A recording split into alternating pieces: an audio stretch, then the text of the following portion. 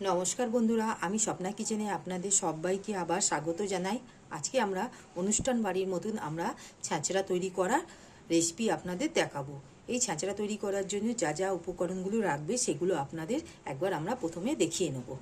এখানে আমরা গ্যাসটাকে প্রথমে অন করে নিয়েছি, কড়াটা গরম হবে। এখানে এই মাছের মধ্যে আমরা নুন আর হলুদ নিয়েছি। আমরা এখানে এই ছ্যাঁচড়া রেসিপিটি কাতলা মাছের মাথা দিয়ে তৈরি করব।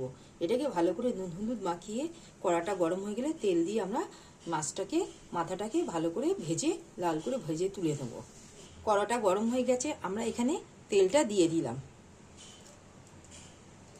এখানে আমাদের তেলটা গরম হয়ে গেছে, মাছের মাথাটা আমরা এখানে ছেড়ে দেব। দেখুন আমাদের এখানে মাছটা আমরা পুরো কাতলা মাছের মাথাটা ভেজে নিয়েছি। ঠিক এই মাছের তেলে আমরা সামান্য একটু তেল দেবো।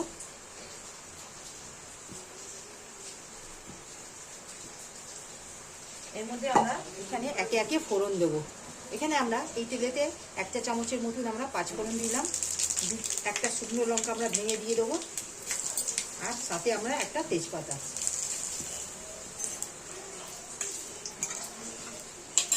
এখানে আমরা একটা বড় সাইজের পেঁয়াজ কুচিয়ে রেখেছি, সেটা আমরা দিয়ে দেবো এই ফোড়নে।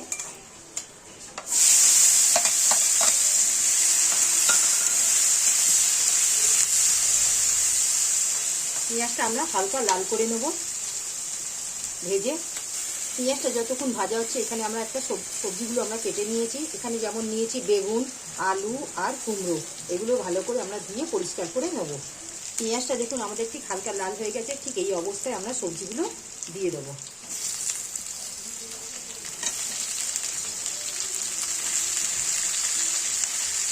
এই সবজিগুলির মধ্যে আমরা নুনটা এখানে আমরা আন্দাজ করে দিয়ে নেব, আর হলুদ গুঁড়ো আমরা দিয়ে দেবো এখানে 1 চা চামচের মতন, আর লঙ্কা গুঁড়ো দেবো এখানে 1/2 চা চামচের মতন।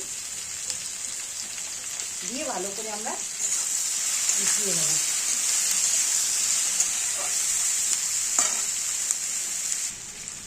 আমাদের সবজিগুলো ঠিক ভাজা হয়ে গেছে। এখানে আমরা রসুনটা নিয়েছি, আমরা এখানে রসুন বাটাটা আমরা দিয়ে দেবো।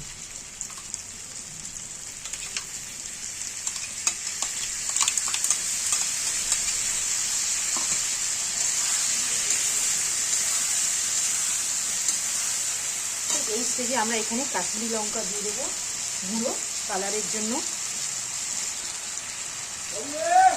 আমরা আন্দাজ করে এখানে কাশ্মীরি লঙ্কা গুঁড়োটা দিয়ে দিলাম।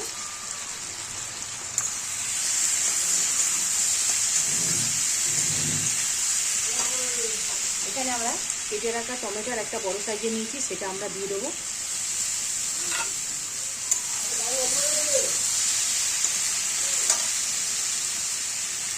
নুনটা আমরা আগে দিয়ে দিয়েছিলাম, তাই টমেটোটা গলতে ঠিক সুবিধা হবে।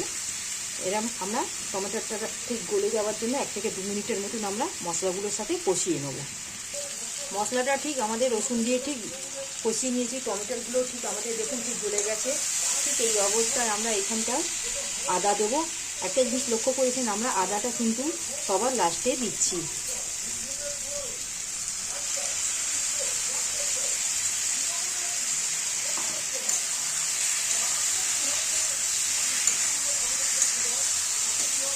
প্রথমে কিন্তু আমরা আদাটা দিইনি, প্রথমে আমরা রসুনটা দিয়েছি, সবার শেষে আমরা আদাটা দিয়ে 1 থেকে 2 মিনিটের মতন আমরা কষিয়ে নেবো, যাতে আদার গন্ধটা না থাকে।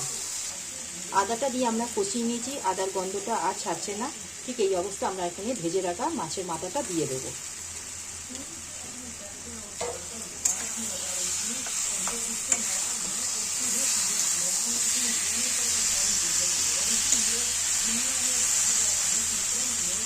এক থেকে 2 মিনিটের মতন আমরা কষিয়ে নেব।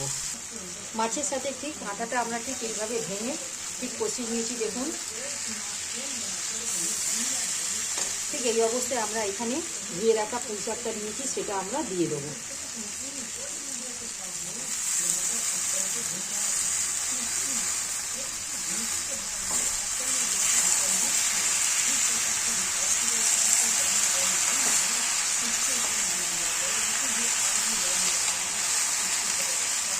দিয়ে আমরা ভালো করে নাড়িয়ে একটা থালা দিয়ে আমরা প্লেট দিয়ে একটা চাপা দিয়ে দেবো, সবজিগুলো যাতে সব সেদ্ধ হয়ে যায়।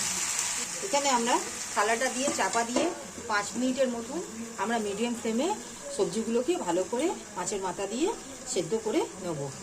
আমরা এখানে ঢাকাটা খুলে একবার দেখে নেব আমাদের তরকারিটা কত তাড়াতাড়ি সেদ্ধ হয়েছে কিনা একবার দেখে নিচ্ছি। আমরা এখানে আলুটা সামান্য আরেকটু হবে, ঠিক এই অবস্থায় আমরা এখানে কাঁচা লঙ্কা 2খানা বড় সাইজের নিয়েছি, সেটা আমরা দিয়ে দেবো। ঝালের জন্য আমরা দিচ্ছি।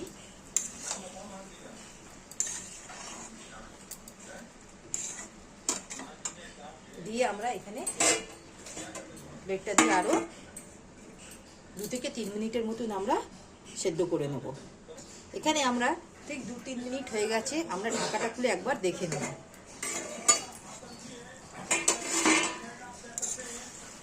দেখুন বন্ধুরা, আমাদের ঠিক আলুটা কত সুন্দর দেখুন সেদ্ধ হয়ে গেছে। ঠিক এই অবস্থায় আমরা এখানে একটু নাড়িয়ে 1 চা চামচের মতন আমরা এখানে চিনি দিয়ে দেবো। নুন চিনির ব্যালেন্স হলে খেতে খুবই ভালো হয়।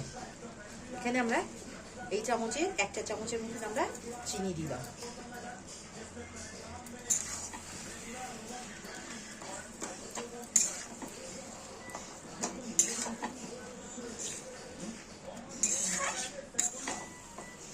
চিনিটা দিয়ে আমরা ভালো করে নেড়ে 1 থেকে 2 মিনিটের মতন আমরা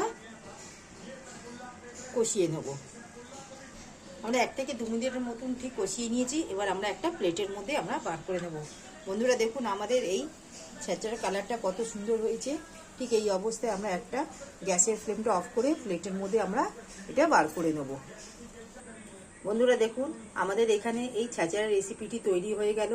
যদি আমাদের এই রেসিপিটি আপনাদের ভালো লাগে, অনুষ্ঠান বাড়ির মতন তৈরি করেছি আমরা, যদি আপনাদের ভালো লাগে আপনারা আমার এই চ্যানেলে লাইক, সাবস্ক্রাইব আর শেয়ার করবেন। প্লিজ কমেন্টে জানাবেন। আজকের মতন আমরা এখানেই এই ছ্যাঁচড়ার রেসিপিটি ভিডিও এখানে সমাপ্ত করলাম। নেক্সট ভিডিওতে নতুন রেসিপি নিয়ে আসবো। ধন্যবাদ।